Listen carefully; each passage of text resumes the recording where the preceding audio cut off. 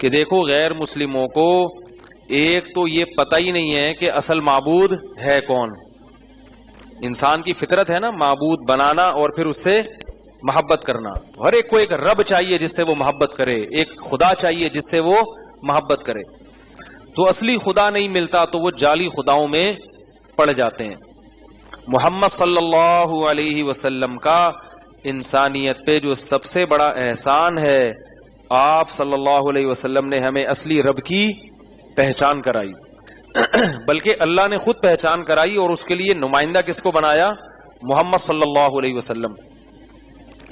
دوسری بات کیا ہے کہ جب اس سے محبت کرتے ہیں تو پھر محبت کا اظہار کیسے کرنا ہے, اس محبت کے تقاضے پر عمل کیسے کرنا ہے, یہ بھی ان کو معلوم نہیں ہے.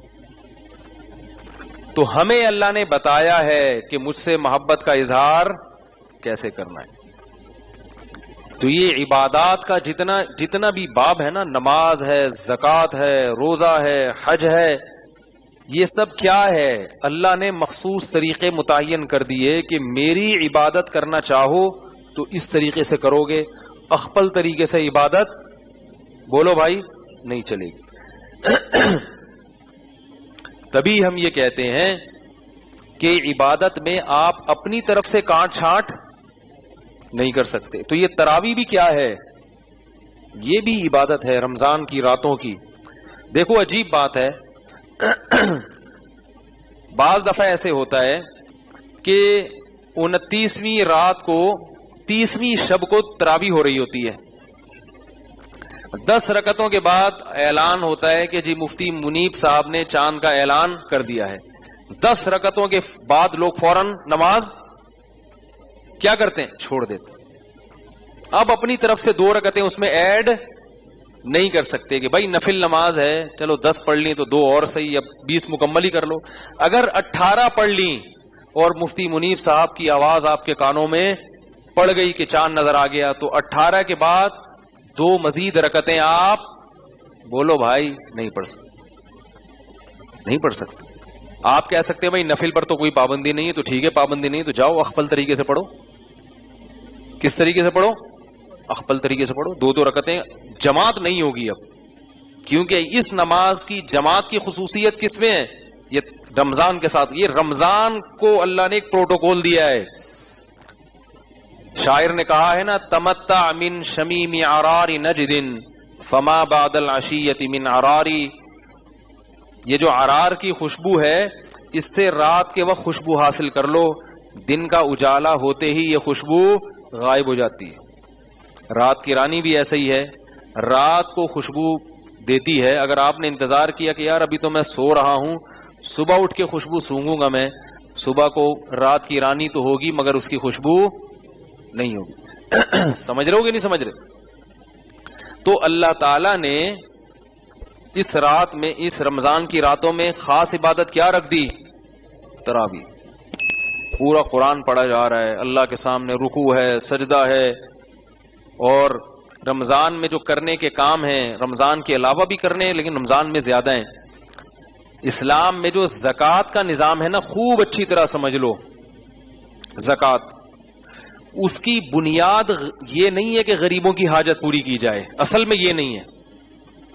یہی وجہ ہے کہ زکوٰۃ مخلوق کا حق نہیں ہے بلکہ زکوٰۃ عبادت ہے, اور عبادت کس کی جاتی ہے؟ اللہ کی. اگر یہ مخلوق کا حق ہوتا نا تو مخلوق کو اجازت ہوتی آپ سے چھیننے کی. دیکھو بھائی میں نے آپ سے 1 لاکھ روپے قرضہ لیا, اللہ نہ کرے 1 لاکھ روپے میں نے آپ سے کیا لیا؟ قرضہ. اب میرے ذمے ہے نا کہ میں آپ کو 1 لاکھ واپس کروں. کیا خیال ہے؟ میں نہیں واپس کرتا, آپ کا حق ہے نا کہ چھینے. بھائی حق ہے, آپ جیب سے نکالیں, گلے ملیں, جیب میں ہاتھ ڈالیں, نکال لیں, کسی بھی طرح سے لے سکتے ہیں آپ. لیکن میرے پاس فرض کریں 40 لاکھ روپے تھے اور محلے میں ایک اکیلے آپ غریب ہیں, معذرت کے ساتھ ابھی تھوڑی دیر کے لیے فرض کر لیں کہ آپ غریب ہیں, ایک اکیلے یہ کیا ہیں؟ غریب. اب میرے ذمہ ہے کہ 1 لاکھ ان کو زکوٰۃ دوں. 40 لاکھ پہ کتنی بنتی ہے؟ 40واں حصہ ہے نا, 1 لاکھ بنتی ہے. 1 لاکھ دوں, میں نہیں دے رہا, تو یہ مجھ سے چھین سکتے ہیں؟ نہیں چھین سکتے. نہ کوئی کیس کر سکتے ہیں، نہ چھین سکتے ہیں، نہ مجھے ملامت کر سکتے ہیں. کیوں؟ یہ ان کا حق. یہ جو ہم کہتے ہیں نا زکوٰۃ غریبوں کا حق، مجازن کہتے ہیں، دوسرے درجے میں کہتے ہیں. زکوٰۃ عبادت ہے، اور عبادت کس کی ہوتی ہے؟ اللہ کی. اور یہ عبادت حق کس کا ہوتا ہے؟ بولو بھائی، اللہ کا. یہی فرق ہے مسلم اور غیر مسلم کے صدقے میں. غیر مسلم بھی ٹرسٹ بناتے ہیں، صدقات و خیرات کرتے ہیں، اس میں اللہ کی عبادت کا عنصر نہیں ہوتا. جبکہ زکوٰۃ خالصتاً عبادت ہے، جیسے نماز ہے، جیسے روزہ ہے، جیسے حج ہے، اس طرح زکوٰۃ بھی کیا ہے؟ عبادت. اللہ کا حق ہے، مخلوق کو حق نہیں ہے آپ سے چھینے. یہ کس کو حق ہے؟ اللہ کو حق ہے. جیسے آپ نماز نہیں پڑھ رہے تو مجھے حق تھوڑی کہ میں زبردستی آپ کو مسجد میں گھسیٹوں. حکومت کو حق ہے، وہ اس لیے کہ حکومت اللہ کی نائب ہوتی ہے زمین پہ نا، اللہ کا نظام نافذ کرنے کے لیے. وہ تو اللہ کی نیابت میں یہ کام کر رہی ہے، ورنہ یہ انسان کا حق نہیں ہے کہ زبردستی کسی کو آپ نماز پڑھائیں. آپ بولیں گے بھائی تمہارے پیسے میں نے لیے ہوں، تم اس کی بات کرو، نماز کی بات کیوں کرتے ہو؟ پانی وانی کی بات کرتے ہو، دل جلانے کی بات کرتے ہو. 6 مہینے سے منہ نہیں دھویا، تم نہانے کی بات کرتے ہو. ہم ایک گاؤں میں تھے تو وہاں پانی ختم ہو گیا تھا، بڑے پریشان تھے. تو ہمارے ایک ساتھی نے کہا یار 1-2 ہفتے سے نہائے نہیں ہیں. تو ہم نے اس پہ یہ شعر کہا کہ پانی وانی، انہوں نے کہا پانی نہیں ہے نہانے کے لیے. ہم نے کہا پانی وانی کی بات کرتے ہو، دل جلانے کی بات کرتے ہو، 6 مہینے سے منہ نہیں دھویا، تم نہانے کی بات کرتے ہو. خیر تھکے ہوئے ہوتے ہیں آپ لوگ تھوڑا، میں اس لیے تھوڑے سے چٹکلے سناتا رہتا ہوں. میں اپنے چٹکلے کبھی خود سنتا ہوں نا یوٹیوب پہ، بڑا مزہ آتا ہے. ابھی وہ ایک بھینس والا چٹکلا، میں کہیں جا رہا تھا، بھینس والا قصہ لگا دیا. وہ بھینس کے منہ میں پائپ ڈالا، بھینس نے پہلے پھونک مار دی.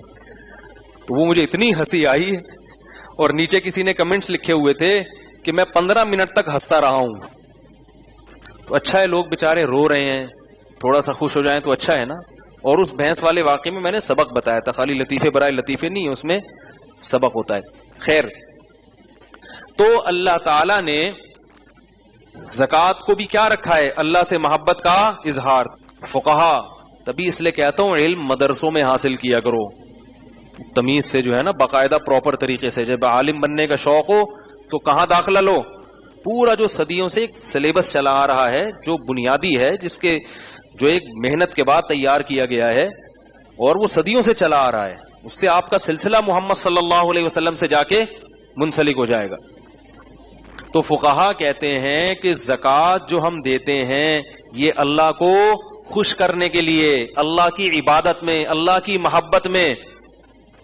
لیکن اللہ تک پیسے پہنچانا ممکن ہے نہیں. یہ گفٹ اللہ کو دیا جاتا ہے، یہ اللہ کو ہدیہ دیا جاتا ہے. اب اللہ تو غنی ہے، تو اللہ نے اپنا وکیل اور نائب بنا دیا غریبوں کو. جیسے آپ فرض کریں مجھے کچھ ہدیہ دینا چاہتے ہیں، مثال تو اچھی دینا آدمی، خوشبو اور جوڑے کے علاوہ. ایک مولوی صاحب مجھے ملے، کہنے لگے کہ یار پوری خوشبوؤں کے تھیلے جمع ہو گئے میرے پاس، علماء کو خوشبو اور جوڑے ہدیہ نہ دیا کرو. یہ سب مولوی بیزار ہیں اس سے، سب کی یہ شکایت ہے، یار جو آتا ہے خوشبو اٹھا کے. خوشبو ایسی چیز ہے جو اپنی پسند کی انسان استعمال کرتا ہے. وہ بوروں کے بورے بھرے ہوتے ہیں، اتنی مہنگی مہنگی خوشبوئیں، وہ استعمال اس میں سے بعض دفعہ کوئی بھی نہیں ہوتی. اس طرح جوڑے. ایک چھوٹا سا لطیفہ، میں فیصلہ آباد گیا تو ایک عالم تھے، دعوت تھی، بڑی پرتکلف دعوت. تو عالم واقعہ سنانے لگے کہ کسی مجلس میں بیٹھا تھا، تو جب اس طرح کھانا رکھا تھا نا، تو کسی شخص نے کہا کہ اللہ نے علماء پر رزق کا دروازہ کھول دیا ہے، دیکھو کیا کیا مرغے شرغے علماء کھاتے ہیں. تو وہ عالم بیچارے جل کے کہنے لگے اللہ نے رزق کا دروازہ تو کھولا ہے، کیش کا دروازہ نہیں کھولا. تنخواہیں بیچاروں کی کیا ہوتی ہیں؟ کم ہوتی ہیں. یہ مرغے لے جا کے گھر تھوڑی کھلائیں گے وہ. مجھے اتنی ہنسی آئی ان کی بات پہ. وہ سن رہے ہوں گے، مولانا طارق جمیل صاحب کے خاص اسسٹنٹ ہیں وہ، ٹھیک ہے نا، جن کا یہ لطیفہ ہے. وہ کہنے لگے بڑی حسرت سے اللہ نے مولویوں پہ رزق کا دروازہ تو کھولا ہے، کیش کا دروازہ نہیں کھولا. تنخواہیں اتنی تھوڑی تھوڑی. بیچارے دیکھ لو مؤذنوں کی قاریوں کے حالات کیا ہوتے ہیں. تو اب میں مثال دے رہا تھا کہ فرض کرو آپ نے مجھے کچھ ہدیہ دینا ہے، میں گھر پہ نہیں ہوں، تو میں کہتا ہوں نا یار فلاں کو پکڑا دو، یا میں نے آپ کو دینا ہے، جو گھبرائیں نہیں، میں نے آپ کو کوئی چیز گفٹ دینی ہے، آپ گھر پہ نہیں ہیں، تو آپ کسی کو اپنا وکیل بنا دیں گے، یار محلے میں وہ دکان والا ہے یا وہ پکوڑے والا ہے یا ادھر کونے پہ گولے گنڈے والا بیٹھا ہوگا، وہ میرا بڑا جاننے والا ہے، اس کو پکڑا دینا، میں اس سے وصول کر لوں گا، کہتے ہیں نا. تو آپ نے اس کو کیا بنا دیا؟ اپنا نائب اور اپنا وکیل بنا دیا. تو اللہ تعالی نے بھی کہا کہ مجھے دو پیسے، مجھ سے محبت میں روکڑا خرچ کرو، روکڑا. جب تک پیسے خرچ نہیں کرو گے میں تمہاری محبت کا یقین نہیں کروں گا. والذین آمنوا اشد حبا للہ، معبود سے محبت ٹوٹ کے کرنی ہے. ہر چیز سے محبت، ہر چیز سے زیادہ محبت کس سے ہونی چاہیے؟ اللہ سے، محبوب سے. رسول اللہ صلی اللہ علیہ وسلم نے ارشاد فرمایا لو کنت متخذا خلیلا لاتخذت ابا بکر خلیلا، اگر میں کسی کو خلیل بناتا تو ابو بکر کو بناتا، لیکن میرا خلیل صرف ایک ہے. وہ کون ہے؟ اللہ. خلیل کہتے ہیں حبیب سے اوپر کی چیز. حضرت ابو بکر محمد صلی اللہ علیہ وسلم کے حبیب تھے، محبوب تھے. خلیل کون تھا؟ اللہ. اسی لیے ہم کہتے ہیں کہ ابراہیم علیہ السلام کا جو مقام ہے نا، وہ نبی کے محمد صلی اللہ علیہ وسلم کے بعد سب سے زیادہ ہے. کیوں؟ اللہ نے کیا کہا؟ وَاتَّخَذَ اللَّهُ إِبْرَاهِيمَ خَلِيلًا، اللہ نے ابراہیم کو کیا بنا لیا؟ خلیل بنایا اپنا. تو خلت یا خلیل یہ بہت ایسی دوستی کہ انسان اس کے لیے سب کچھ قربان کرنے کے لیے تیار ہو جائے. یہ خلیل کون ہے ہمارا؟ صرف اللہ ہے. باقی حبیب ہیں، محبوب ہیں، دوست ہیں، یار ہیں، ماموں ہیں. میں نے کل بتایا تھا آپ کو، ٹھیک ہے نا. تو اب اللہ تعالیٰ چاہتے ہیں، کل جو ہم پڑھیں گے نا لن تنالوا البر حتى تنفقوا مما تحبون، اس میں بھی ہے کہ تم نیکی کی حقیقت کو اس وقت تک نہیں پہنچ سکتے جب تک اپنی محبوب چیز اللہ کی راہ میں صدقہ نہ کرو. ہمارے صدقے کیسے ہوتے ہیں؟ وہ وائپر صاف کر رہا ہوتا ہے نا شیشے کو، 5 روپے پکڑا دیے، اس گاڑی کا شیشہ نہیں صاف کر رہا ہوتا، یا کہیں ایسے موچی گزرا تو 5 روپے اس کو دے دیے، یہ ہوتا ہے ہمارا. لیکن جب دعوت کرتے ہیں کتنا پیسہ اڑاتے ہیں نا رشتہ داروں پہ. کیوں؟ یہ ثابت کرنے کے لیے کہ ہم غریب. کیا خیال ہے؟ آج کسی کوئی مجھ سے ملنے آیا عصر کے بعد کہ میرا نکاح ہونے والا ہے، شادی ہونے والی ہے، لڑکی والے کہہ رہے ہیں کہ ولیمہ خاندانی طریقے سے ہال میں کرنا پڑے گا. وہ چاہ رہا تھا سادگی میں، میرے بیان سنے اس نے، تو سادگی میں کیا کرے؟ ہلکا پھلکا کر لے. تو میں نے اسے کہا کہ بھائی اللہ نے اگر پیسہ دیا ہے تو اچھے طریقے سے ولیمہ کر لو.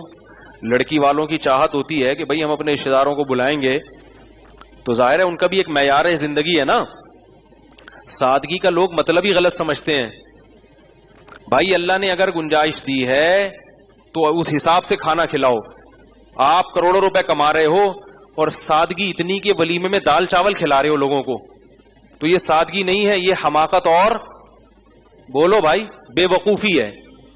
تو میں نے کہا ان کے حساب سے کر لو ولیمہ. ہاں مس گیدرنگ نہیں ہونی چاہیے جو غیر شرعی چیز ہے، اگر اللہ نے گنجائش دی ہے.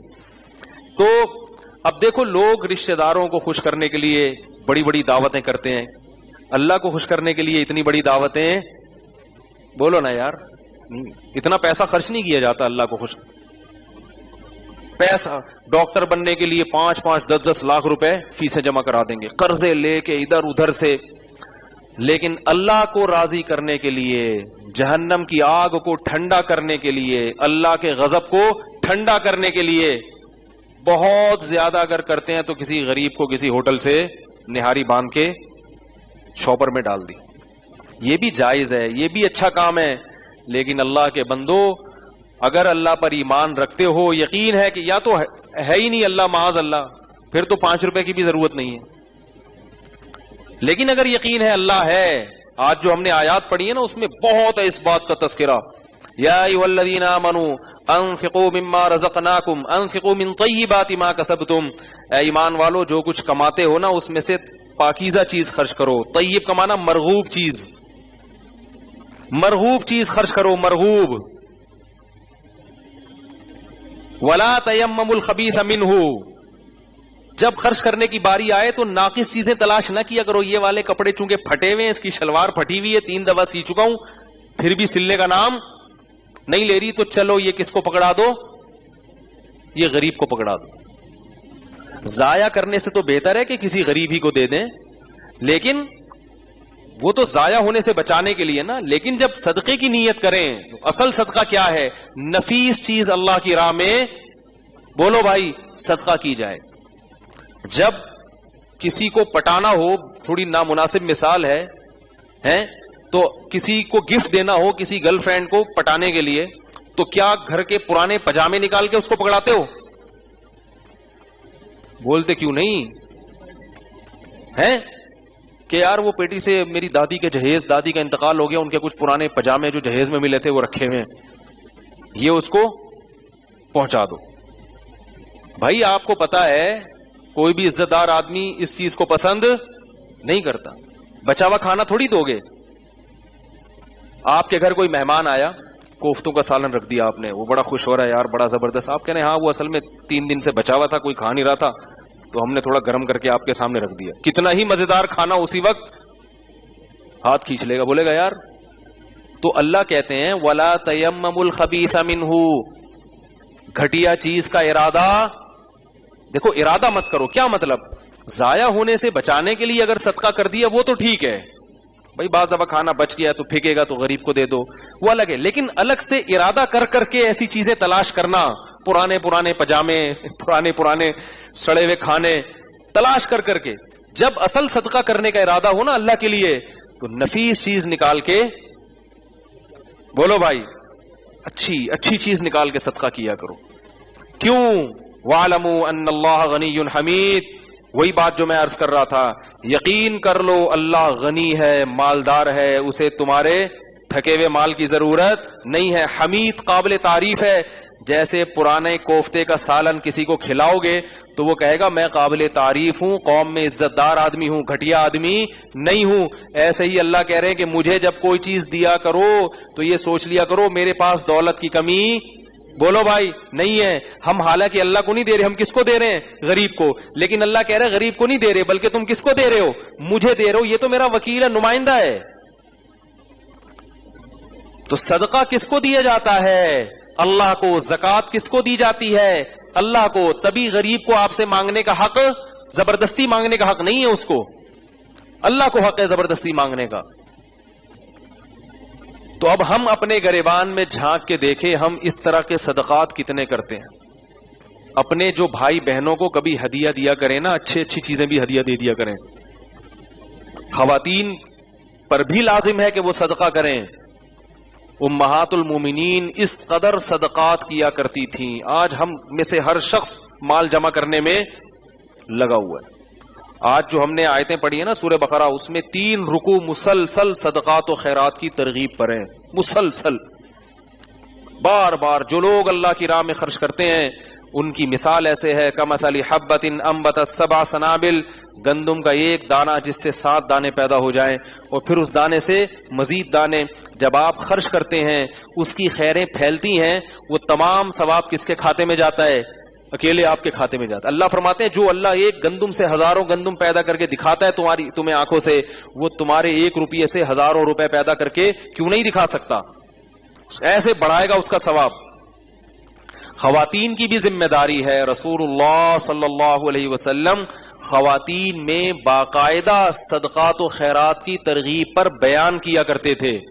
جہنم سے بچنے کی ضرورت جتنی مرد کو ہے اتنی ہی عورت کو ہے، اور صدقہ اللہ کے غضب کو ٹھنڈا کرتا ہے. آپ سے کوئی گناہ ہو گیا، کوئی کوتاہی ہو گئی، اللہ کو غضب آیا ہے، توبہ استغفار بھی کرو خوب گڑ گڑا کے، اور کسی کی حاجت پوری کر دو. کیونکہ جب اللہ اس کو خوش دیکھیں گے تو اللہ جو آپ پر غصے ہوئے تھے وہ غصہ اللہ کا بولو بھائی ٹھنڈا ہو جائے. حضرت عمر رضی اللہ تعالیٰ عنہ پریشان تھے نا، ایک گھر سے آواز آئی غریب بچوں کی. حضرت عمر نے جا کے ان کو کھانا کھلایا. لوگوں نے کہا کہ آپ امیر المومنین ہیں، آرام کریں، ہم پہنچا دیں گے. فرمائے نہیں. تو جب وہ غریب عورت نے کھانا پکایا، بچوں کو کھلایا، تو حضرت عمر وہاں کھڑے ہو کر یہ منظر اپنی آنکھوں سے دیکھتے رہے. کیوں؟ فرمائے جیسے میں نے ان کو پریشان دیکھ کے پریشان ہوا نا، اب میں ان کو کھاتا دیکھ کے خوش ہونا چاہتا ہوں. جب تک یہ کھا رہے میں یہاں کھڑا رہوں گا. تو جو کسی کا خیر خواہ ہوتا ہے نا وہ اسے خوش دیکھ کے خوش ہوتا ہے. تو اللہ اپنی مخلوق سے محبت کرتے ہیں. تو جب کسی مخلوق پہ کوئی حال آتا ہے اور دوسرا اس کی مدد کرتا ہے اور وہ غریب یا مسکین وہ حاجت مند خوش ہوتا ہے تو اللہ بھی کیا ہوتے ہیں؟ خوش ہوتے ہیں. تو اللہ کا غضب کیا ہوتا ہے پھر؟ ٹھنڈا ہوتا ہے. تو یہ غضب ٹھنڈا کرنے کی ضرورت جیسے مردوں کو ہے اسی طرح سے عورتوں کو بھی ہے. خواتین کہتی ہیں کہ ہمارے پاس تو پیسے ہی نہیں ہوتے تو ہم کہاں سے صدقہ کریں. اللہ کے نبی نے فرمایا کہ اتقوا النار ولو بشق تمرۃ، آدھی کھجور صدقہ کر دیا کرو، اس سے بھی اپنے آپ کو جہنم کی آگ سے بچا سکتے ہو. بھائی اگر ایک کھجور ہے نا آدھی صدقہ کر دو. آج اللہ نے سب کو پیسہ دیا ہے، شوہر کی سے جو جیب خرچی ملتی ہے اس میں سے کچھ حصہ اللہ کی راہ میں. اچھا آج کل صدقات و خیرات ہوتے کیوں ہیں؟ وہ بھی جو ٹھیک ہے بلائیں ٹالنے کے لیے بھی صحیح ہے، بچوں کے صدقے اور فلانے کے صدقے اور فلانے کے نکالے جا رہے ہیں، وہ بھی ٹھیک ہے. لیکن سب سے بڑی مصیبت کیا ہے جو ہمارے سر پہ کھڑی ہے؟ وہ ہے جہنم کی آگ، ہمارے گناہوں کا عذاب. اس بلا کو ٹالنے کے لیے صدقہ کرنا چاہیے. صدقات سے بلائیں ٹلتی ہیں نا، تو لوگ بچوں کے لیے صدقہ کرتے ہیں کہ اس پہ کوئی بلا آنے والی ہے تو ٹل جائے. ٹھیک ہے نا، یہ بچ گیا، ٹرک کے نیچے آیا تھا، نیچے سے اسٹیکر ٹرک کے نیچے کوئی آ جائے تو اسٹیکر بن جاتا ہے نا، آپ کو پتا ہے کراچی کے ٹرک ایسے. تو یہ بچ گیا تو صدقہ کرتے ہیں، اچھی بات ہے شکر میں. لیکن اصل صدقہ کیا ہے؟ بولو بھائی، اللہ کے غضب کو ٹھنڈا کرنا. اس کی فکر نہیں کرتے. صدقہ کر کے نہ دیکھ رہے ہوتے ہیں برکت ہو رہی ہے کہ نہیں ہو رہی، پیسے آ رہے ہیں کہ نہیں آ رہے. بھائی اللہ کے غضب کو ٹھنڈا کرنے کے لیے صدقہ کیا کرو. صحابہ اس لیے کیا کرتے تھے. تو میں یہ عرض کر رہا تھا کہ دیکھو اللہ کو خوش کرنے کے لیے، اللہ سے محبت کرنے کے لیے عبادات کرنا، بولو بھائی، ضروری. تو اللہ نے ہمیں بتایا کہ تم نے نماز پڑھنی ہے اس طریقے سے، تم نے مجھے خوش کرنے کے لیے کیا کرنا ہے.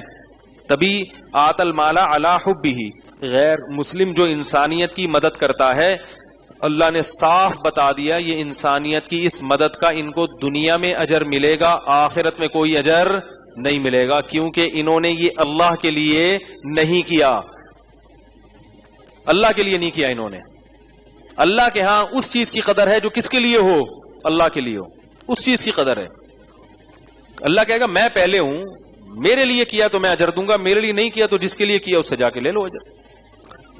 تو جلدی جلدی پھر وہی بات ریپیٹ ہو رہی ہے. تو غیر مسلم کو یہ بھی نہیں پتا بیچارے کو کہ معبود کو خوش کیسے کرنا ہے. ہمیں ایک ایک چیز میں رہنمائی ہے، کس بات سے اللہ خوش ہوتا ہے اور کس بات سے اللہ ناراض ہوتا ہے، کس بات سے بہت زیادہ خوش ہوتا ہے، کس بات سے تھوڑا خوش ہوتا ہے. اللہ توبہ سے بھی خوش ہوتے ہیں. اگر آپ سے گناہ ہو گیا نا تو جیسے اللہ گناہ سے ناراض ہوتے ہیں، جب گناہ سے توبہ کرو گے تو اسی حساب سے اللہ خوش بھی ہوتے ہیں. تو زکوٰۃ کا نظام اللہ نے دیا، حج کا نظام دیا، وہاں جا کے اللہ کے گھر کے گرد طواف کرنا ہے، چکر لگانے اللہ کے. ایک بات خوب اچھی طرح سمجھ لو کہ ہمیں اللہ نے جو کہہ دیا ہم اسی کے مکلف ہیں کہ اس طریقے سے وہ کرتے چلے جائیں، چاہے ہمارا دل لگے یا نہ لگے. مسئلہ ہمارے ساتھ یہ ہے کہ جب تک نماز میں مزہ آ رہا ہے تو پڑھ رہے ہیں، جب بوریت شروع ہو گئی تو نماز گول. حالانکہ عبادت کا اصل وقت ہی اس وقت شروع ہوتا ہے جب آپ کا دل نہ لگے. اپنے آپ کو نا عبادت کا عادی بنائیں کہ بھئی یہ کام تو کرنا ہی کرنا ہے، دل لگے یا نہ لگے. بعض بار نماز میں دل نہیں. ابھی دیکھو آج مجھے صبح سے جاگا ہوں، یعنی دوپہر کو آرام کا موقع نہیں ملا نا، تو ابھی جب میں نے افطاری کی اتنی ٹائٹ قسم کی نیند آئی نماز پڑھنے کے بعد نا کہ منزل بھی یاد کرنی تھی. وہ میں نے پارا دہرایا تو میرے پاس صرف 10 منٹ تھے سونے کے لیے. کتنا ٹائم تھا؟ 10 منٹ. گھر والوں کو میں نے کہا مغرب سے عشاء کے درمیان 10 منٹ کا ٹائم مجھے ملا سونے کے لیے. تو مجھے اتنی سخت نیند آ رہی تھی، میں نے گھر والوں سے کہا کہ 10 منٹ میں سو رہا ہوں، مجھے 10 منٹ بعد اٹھا دینا. نہیں اٹھائے تو پورا محلہ میرے گھر پہ کھڑا ہوگا، کیونکہ نماز بھی پڑھانی ہے، تراویح بھی پڑھانی ہے. 10 منٹ کے بعد میری جب آنکھ کھلی ہے نا، وہ 10 منٹ اتنی گہری نیند آئی ہے. جب گھر والوں نے اٹھایا تو میں سمجھ رہا تھا سحری کے لیے اٹھایا ہے، میں کیا سمجھ رہا تھا, اور ایسے لگ رہا تھا جیسے قبر سے کسی مردے کو اکھاڑا جا رہا ہوتا ہے کہ قیامت قائم ہو گئی ہے, اٹھ جاؤ. اتنی گہری نیند کہ بالکل ہوش نہیں کہ میں کہاں ہوں. اور کہنے کا مقصد کیا ہے کہ نماز پڑھنے کا بالکل بھی دل نہیں چاہ رہا تھا. اتنی ایسی سخت نیند تھی کہ یار بستر کو کیسے چھوڑ دیں, تھکاوٹ میں آپ سو اور اتنی گہری نیند ابھی شروع ہوئی اور آپ کو کوئی آگے اٹھا دے. بالکل بھی دل نہیں چاہ رہا. میں سوچ رہا تھا کہ بھائی کیسے پڑھوں گا نماز میں اور کیسے پڑھاؤں گا, لیکن ایک چیز ہے بھائی, یہ تو کرنا ہے ہی. کیا خیال ہے؟ پبلک بھی کھڑی بھی ہے پیچھے, لوگ بولیں گے امام صاحب کہاں ہو گئے, امام صاحب ہی شارٹ ہو گئے, اور تراویح بھی پڑھا رہے ہیں, لوگ آ رہے ہیں تراویح پڑھنے کے لیے. بہرحال اٹھے, وضو کیا, عجیب سی کیفیت تھی. جب گہری نیند سے انسان ادھوری نیند سے اٹھتا ہے تو کیا کیفیت ہوتی, لیکن کتنی دیر رہی ہے وہ کیفیت. تھوڑی دیر کے بعد طبیعت بولو بھائی سیٹ ہو گئی. شروع کی 4-6 رکعتوں میں دل نہیں لگا, پھر نماز میں دل لگنا بولو بھائی شروع ہو گیا. بڑا مزہ آیا آج تو تلاوت میں. تو یہ میں کیوں واقعہ سنا رہا ہوں کہ یہ دل جو ہے نا ان چکروں میں بولو بھائی نہیں پڑا کرو. اب اگر میں سوچتا کہ یار اتنی سخت تھکاوٹ ابھی اٹھ کے جاؤں, ایسی نماز کا کیا فائدہ کہ جب دل ہی نہ لگ رہا اس میں, ہمت ہی نہیں ہو رہی, چھوڑو یار رات کو پڑھ لیں گے, تو اس وقت بھی وہی کنڈیشن ہوتی جو اب ہے. تو ایک چیز جب طے ہے کہ بھائی یہ تو چھوڑ سکتے ہی نہیں ہے, عشاء کی نماز کیسے چھوڑ دیں, یہ تو چھوڑ سکتے ہی نہیں ہے, وہ تو آنا ہی آنا ہے. 2-4 رکعتوں میں سستی ہوئی, اس کے بعد کیا ہوا, فٹ فاٹ. تو میرے پاس لوگوں کی کالز آتی ہیں, دل نہیں لگ رہا, یہ نہیں ہو رہا, تلاوت میں. بھائی کر لو, دل لگے نہ لگے, جب کام کرنا شروع ہو گئے انشاءاللہ دل لگنا خود بہت. یاد رکھو کسی چیز کا ارادہ کرنا مشکل ہوتا ہے, کام کرنا مشکل نہیں ہوتا. یہ خوب اچھی طرح جس کو یہ چیز سمجھ میں آ گئی نا, وہ دنیا میں بڑے بڑے کام نمٹا دے گا. ہم یہ سمجھ رہے ہوتے ہیں کہ میرے لیے جو اٹھنا مشکل ہوتا ہے نا, تو یہی کیفیت میری ہر وقت رہے گی. ایسا نہیں ہے. آپ ایک دفعہ اٹھ کے کام شروع کر دو, آپ کی طبیعت میں خود بخود نشاط پیدا. اچھا پھر مجھے اس وقت یہ بھی خیال آ رہا تھا یار تراویح کے بعد بیان بھی کرنا ہے. اگر اس وقت مجھ سے پوچھتے, میں کہتے بیان گیا نہ بیان کروں گا, تراویح بھی اخپل طریقے سے پڑھ لوں گا. لیکن سب اب ہو گیا نا, آپ دیکھو کیسے فٹ فاٹ بیان کر رہا ہوں آپ کے سامنے. حضرت مفتی محمد تقی عثمانی صاحب کا ایک دفعہ ہم نے بیان سنا, وہ بیان کرنے کے لیے آئے, فرمائے کہ آج میرا بالکل بھی موڈ نہیں تھا بیان کا, لیکن میں نے سوچا کہ اگر میں دل کی ماننا شروع کر دی, خواہشات کی پیروی شروع کر دی, تو آج ایک بیان کا ناغہ کروایا, بیت المکرم میں ان کا بیان ہوتا تھا, تو پھر یہ دوبارہ ناغہ کروائے گا, پھر کیا شروع ہو جائیں گے آہستہ آہستہ, میں اپنی زبان میں کہہ رہا ہوں ٹلے, پھر ٹلے بازی شروع. تو حضرت مفتی تقی عثمانی صاحب نے فرمایا کہ میں نے اس لیے آج آیا ہوں, بالکل موڈ نہیں تھا, لیکن میں نے کہا کہ ناغہ نہ ہو, اور پھر ایسا خاندانی بیان کیا انہوں نے زبردست فٹ فاٹ. تو جب آپ کسی چیز کا ارادہ کر رہے ہیں نا, اس وقت شیطان گھسیٹتا ہے. جب آپ نے شیطان کو شکست دے دی کہ ایسی کی تیسی میں تو کر کے چھوڑوں گا, بس اسی وقت سے آپ کی طبیعت میں کیا پیدا ہو جائے گا, بولو بھائی نشاط. نشاط کا مطلب انگلش میں کیا کہتے ہیں اس کو بھائی, یعنی فٹ فاٹ ہو جائیں گے, ماموں بن جائیں گے, ماموں. تو ایسا نشاط پیدا ہو جائے گا. تو جتنے بھی کامیاب لوگ دنیا میں گزرے ہیں وہ یہ گر جانتے ہیں کہ کسی کام کا ارادہ کرنا. دیکھو نماز کا جب وقت ہوتا ہے تو بسا اوقات ایسا ہوتا ہے دل نہیں چاہ رہا ہوتا, لیکن ایک دفعہ جب گھر سے نکل گئے پھر آدمی بھول جاتے, پھر فٹ فاٹ آٹومیٹک خود بخود چل رہا ہوتا ہے, خود بخود وضو خانے میں جا کے بیٹھتا ہے, خود بخود نماز میں آگے کھڑا ہو جاتا ہے, پھر سنتیں پڑھتا ہے, وتر پڑھتا ہے, گھر جا کے اس کو خیال آتا ہے کہ یار میرا تو دل ہی نہیں چاہ رہا تھا. ٹھیک ہے نا. رمضان کا بھی ایسا ہی ہے, صبح سحری میں اٹھنے میں دل نہیں چاہتا اگر رات کو دیر سے سوئیں, اٹھتے ہیں پھر بھی تھوڑی دیر کی سستی ہوتی ہے, اس کے بعد بالکل فٹ ہو جاتے ہیں. تو یہ اپنی زندگی کا اصول بنا لیں کہ جو عبادت ہے وہ بہرحال ہر صورت میں بولو بھائی کرنی ہی کرنی ہے, دل لگے یا نہ لگے, پابندی کرنی ہے. اور رسول اللہ صلی اللہ علیہ وسلم کو حدیث میں آتا ہے کہ احب الاعمال ما داوم علیہا صاحبها وان قل, اللہ کے نبی کو وہ عمل محبوب تھا جو تھوڑا ہو مگر پابندی سے ہو, پابندی کے ساتھ. تو جلدی سے بات کو سمیٹ کے ختم کرتا ہوں کہ دیکھو اللہ تعالیٰ کا ہم پر بہت بڑا احسان ہے. آج میں آیتیں پڑھ رہا تھا نا, اس میں اللہ تعالیٰ نے عورتوں کے حقوق سے متعلق کچھ قوانین بیان کیے. پہلے میں وہ خواتین کے صدقے کی بات مکمل کروں. خواتین کو چاہیے بھائی, جانا ہے کہ آج انہوں نے تو مجھے کل کا بولا تھا.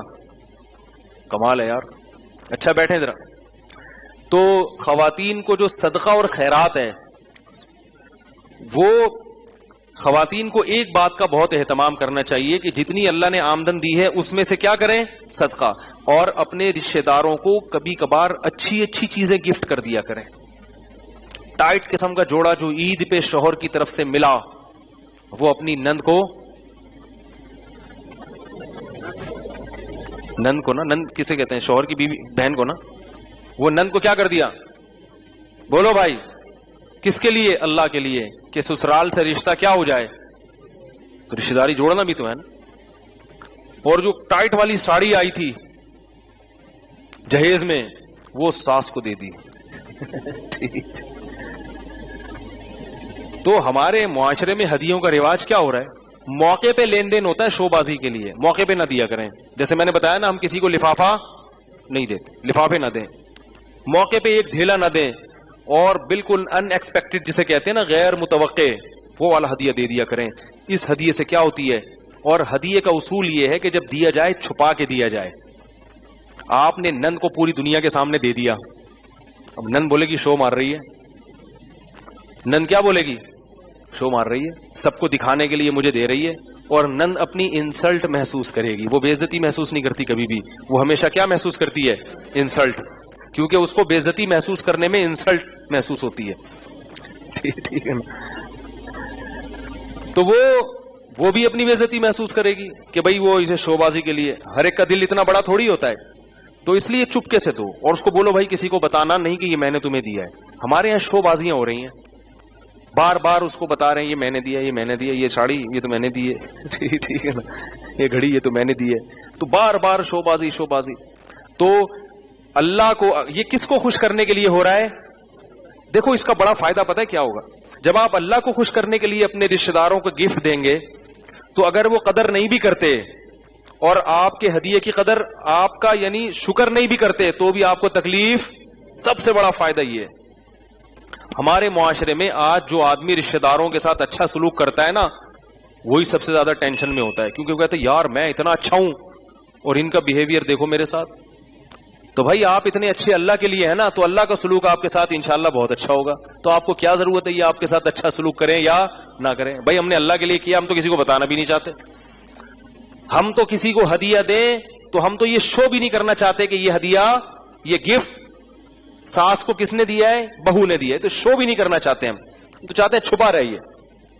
میں اکثر اپنے رشتے دار کا واقعہ سناتا ہوں کہ وہ جب آتے تھے گھر اپنے والد صاحب کو ایک اچھا اماؤنٹ پکڑاتے تھے اور کہتے تھے اپنی طرف سے رشتے داروں میں یہ تقسیم کر دیں اپنے نام سے. یہ نہیں بتانا کہ یہ کس نے دیے ہیں, میں نے دیے, تاکہ آپ کی ویلیو ہو. باپ کو عزت دے رہے ہیں نا کہ ابا آپ ابا ہیں, پتا چلے ابا کون ہے؟ آپ ہیں. اگر میں خرچ کروں گا گھر میں لوگ مجھے ابا سمجھنا شروع کر دیں گے.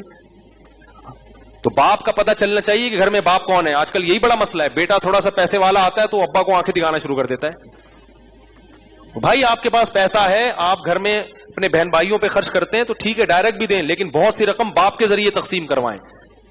اور یہ شو نہ کریں کہ یہ ابو کو میں نے دیے تھی اور ابو جو تمہیں دے رہے ہیں نا یہ ابا یہ میں نے دی. نہ ابا آپ جانو آپ کی اولاد ہے, ساری زندگی آپ نے ہمیں کھلایا, یہی شو ہوگا کہ آپ کھلا رہے ہیں. اس کا اپنا مزہ ہے بھائی اللہ کے لیے. چھپاؤ اس کو. دکھا کے خرچ کرنے کی فضیلت اس وقت ہے جب لوگوں کو ترغیب دینا مقصد ہو, ورنہ صدقہ کون سا بہتر ہے؟ چھپا کے. دکھا کے اس لیے کہ ترغیب دینے کے لیے بعض دفعہ, تاکہ ایک بھائی خرچ کرے گا دوسروں کو بھی ترغیب ہوگی. معاشرے میں اس کا رواج, باپ خرچ کرے گا تاکہ اولاد کو ترغیب ہو. ایک صاحب تھے, مجھے ان کا تعلق ایسی قوم سے تھا جو کنجوسی میں مشہور ہے. میں نے ان کو دیکھا بڑی سخاوت, اپنے بہن بھائیوں پہ بہت خرچ کرتے تھے. وہ ہر وقت بہن بھائیوں کو ہدیے بھیج رہے ہیں ہر وقت. میں نے ان سے پوچھا یار آپ کے بارے میں تو ہم نے سنا تھا یہ لوگ کنجوس ہوتے ہیں. انہوں نے کہا ایسا نہیں ہے. میں نے کہا یہ آپ نے کہاں سے سیکھا؟ یہ کہہ رہے ہیں میرے والد صاحب کو میں نے دیکھا تھا کہ اپنے بہن بھائیوں پہ, بولو بھائی, میری پھپھیوں پہ اور چاچوں پہ خرچ کرتے تھے. انہوں نے کسی مولوی صاحب کا بیان نہیں سنا, اس صاحب نے کوئی تقریر نہیں سنی سخاوت پہ. اپنے باپ کو دیکھا کہ وہ اپنے بہن بھائیوں پہ خرچ کر رہا ہے تو ابا سے یہ چیز کہاں ٹرانسفر ہو گئی؟ خود بخود بیٹے میں. سمجھ رہے ہو کہ نہیں سمجھ رہے؟ تو یاد رکھو اپنے اگر آپ کو اللہ نے اولاد دی ہے اور آپ چاہتے ہو کہ میرے مرنے کے بعد میرا بیٹا میری بیٹیوں کا خیال رکھے تو زندگی میں اپنے بہنوں کا خیال رکھنا. ارے یار بولو. آپ چاہتے ہو کہ میرا بچہ میرے بڑھاپے میں میری خدمت کرے, میرے سامنے اف بھی نہ کرے, تو بچے کی موجودگی میں اپنے باپ کے سامنے اپنے بازوؤں کو جھکا دو, گالیاں بھی دے باپ, جو مرضی کہے چپ. بیٹا پوچھے کہ ابا دادا آپ کو اتنا الٹا سیدھا بولتے ہیں, آپ کچھ بولتے نہیں, تو آپ بولو بیٹا وہ دادا کس بات کے ہوئے پھر ہے بھائی, بیٹا وہ دادا ہیں, دادا کو اللہ نے حق دیا ہے, دادا گھر کا سربراہ ہوتا ہے, وہ میرا باپ ہے, میں اس کے سامنے کیسے بولوں.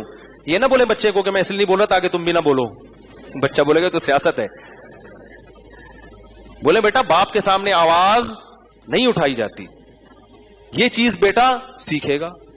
جن خاندانوں میں یہ رواج ہے ان کے بچوں نے اگر ماں باپ کے حقوق پر تقریریں نہیں بھی سنی ہوتی پھر بھی وہ اپنے والدین کا احترام کرتے ہیں, ان کی خدمت کرتے ہیں. اور جن کے گھروں میں رواج نہیں ہے گھنٹوں گھنٹوں سالوں کو بٹھا کے نا ترغیبیں دیتے رہو, ایک ایک گھنٹہ میں تو دیکھ رہا ہوں نا, پھر بھی وہ برداشت نہیں کرتے. تو ماحول کریٹ کرنا پڑتا ہے, گھر میں سخاوت کا ماحول. تبھی نبی نے کیا فرمایا, گھروں کو قبرستان مت بناؤ, کچھ نمازیں گھر میں بھی پڑھا کرو تاکہ گھر کے بچے بھی دیکھیں, گھر کی خواتین بھی دیکھیں کہ بھئی تلاوت کر رہے ہیں ہمارے میاں. اب گھر کی خواتین کیا دیکھ رہی ہیں, ہر وقت نیٹ پہ بیٹھا ہوا ہے فلم دیکھ رہا ہے, کنڈی لگائی بھی ہے, پتہ نہیں کس سے باتیں کر رہا ہے, کیا کر رہا ہے. تو آپ کی اولاد پھر یہی ہوگی, وہ بھی کنڈیاں لگا لگا کے بیٹھے گی. تو بہت اپنے آپ کو بھائی سنبھالنا پڑتا ہے. تو میں بات کو ختم کرتا ہوں. اللہ تعالیٰ نے ہمیں اپنے آپ کو خوش کرنے کے کیا بتائے طریقے, تو خواتین کو بھی چاہیے کہ کیا کریں اللہ کو خوش کرنے کے لیے, جتنی اللہ نے گنجائش دی ہے اس حساب سے صدقات و خیرات کریں. اور کچھ بھی نہیں کر سکتی تو اپنے میاں کو ترغیب دے دیں کہ بھئی آپ اپنی آمدن میں سے کچھ اللہ کے لیے بھی خرچ کیا کریں, اللہ کی قسم بہت ثواب ملے گا. ٹھیک ہے, بڑے بڑے کنجوس میاں دنیا میں پائے جاتے ہیں, اللہ معاف فرمائے. ہمارے پاس ہر طرح کے لوگ آتے ہیں, ایسے ایسے خاندانی کنجوس رکھے ہوئے ہیں نا, ان کو دیکھ کے خیال ہوتا ہے یا اللہ ہم بھی کوئی سخی نہیں ہے لیکن پہلے یہ جہنم میں جائیں گے. ان لوگوں سے جہنم بھر جائے گی, ہم ٹھیک ہے ہم بھی کوئی سخی نہیں ہے لیکن یا اللہ ایسے ایسے لوگ ہیں بہنوں کی وراثتیں کھائی ہوئی ہیں, بیویوں کا مہر کھائے ہوئے ہیں, گھر میں پڑے ہوئے ہیں, بیویوں سے جاب کرا رہے ہیں, بیویاں جاب کر کر کے کما کے میاں کو بھی کھلا رہی ہیں سسرال کو بھی. جب میں ایسی خواتین کے فون آتا نا میں کہتا ہوں اللہ اب مجھے تھوڑا وہم ہونے لگا ہے کہ ہم بھی کہاں جائیں گے, جنت میں. ہم بھی گناہگار ہیں, نالائق ہیں, مگر اللہ کا بڑا فضل ہے اتنے نالائق نہیں ہیں. تو ایسے ایسے خاندانی لوگ دنیا میں پڑے ہوئے ہیں. میں نے یہ خاندانی کا لفظ مولانا تاج مل صاحب سے کہا, میں نے کہا حضرت آپ کا درس بڑا خاندانی ہوا, مجھے کیا ہوتا ہے یہ خاندانی, وہ اس ٹرم سے واقف نہیں ہے نا. پھر ہم نے ان کو بڑی ڈیٹیل میں سمجھایا کہ یہ خاندانی, اصل میں یہ خاندانی لفظ میں نے پتہ کہاں سے سیکھا ہے. ایک آدمی مجھے والد صاحب کی وراثت میں جو پیسے ملے تھے نا میں نے کاروبار میں لگا دیے, تبھی تو میں اب لوگوں کو کہتا ہوں کسی کو پیسے نہ پکڑاؤ. تو وہ ایک بندہ تھا, داڑھی اس کی چھوٹی چھوٹی داڑھی, اور وہ میرے پاس آیا, کچھ پیسے میرے لوگ کھا گئے تھے, تو وہ بندہ آیا میرے پاس اور کہنے لگا کہ مجھے پیسے دو. میں نے کہا یار میں نے تو جس کو بھی پیسہ دیا وہ کھا گیا. کہہ رہا دیکھو جب بھی کسی کو پیسہ دو نا تو یہ دیکھ لینا وہ بندہ خاندانی ہونا چاہیے. ایسے چلاک لوگ ہیں دنیا میں, وہ بندہ کیسا ہونا چاہیے, خاندانی. میں سید ہوں اور جو مرضی ہے, خاندان اچھا ہے میرا. ایسی چکنی چپڑی باتیں کی ہے نا اس نے, ہمارے پاس جتنے پیسے تھے ہم نے اس خاندانی آدمی کو دے دی. وہ خاندانی ایسا شاٹ ہوا کہ اس کے خاندان کا ایک فرد بھی پکڑائی میں نہیں آ رہا ہے, سمجھ رہے. اس لیے میں لوگوں سے کہتا ہوں بھائی جو پیسہ آپ کی جیب میں ہے وہ آپ کا ہے, جو کسی کو آپ نے کاروبار کے لیے پکڑا دیا. ابھی کل میرے پاس ایک صاحب آئے کہ میں نے اپنے پیسے کسی کو پتہ نہیں 1 کروڑ روپے دیے, وہ دے نہیں رہا. میں نے کہا اگر وہ دے دے تو دنیا کا سب سے بڑا بیوقوف ہے وہ. میں نے کہا آپ نے 1 کروڑ دے دیے, بیوقوف اس لیے ہے کہ دنیا کے لحاظ سے, دنیا میں تو اس کو حماقت آپ کیا بگاڑ لیں گے اس کا, پھر بھی دے دیے اس نے, تو دنیا کے لحاظ سے وہ بیوقوف ہی ہے. تو یہ خاندانی کا لفظ جو ہے نا یہاں سے آیا ہے. تو باتیں بکھر رہی ہیں جلدی ٹوٹی پھوٹی, جو اللہ نے کہلوا دی. تو بھائی صدقات و خیرات کرو اور کچھ اچھی چیزیں بھی اللہ کی راہ میں صدقہ کیا کرو اللہ کو خوش کرنے کے لیے. تو یہ وہ محبت کے اظہار کے طریقے ہیں محبوب سے جو اللہ اس کے رسول نے ہمیں بتائے ہیں، نماز، حج، زکوٰۃ. اور نبی صلی اللہ علیہ وسلم رمضان میں سخاوت کا دریا بن جایا کرتے تھے. اتنی سخاوت ہے. حالانکہ تھا کیا نبی کے پاس؟ گھر میں چولہا نہیں جل رہا، مگر جو آ رہا ہے وہ دریا کی طرح بہ رہا ہے. اتنی سخاوت کیا کرتے تھے آپ صلی اللہ علیہ وسلم رمضان میں. رمضان میں تلاوت زیادہ اور صدقات و خیرات زیادہ، یہ کام نبی صلی اللہ علیہ وسلم رمضان میں زیادہ کیا کرتے تھے. تو ہمیں بھی کرنا چاہیے. اللہ تعالی ہم سب کو سمجھنے کی، عمل کرنے کی توفیق عطا فرمائے. وما علینا الا البلاغ.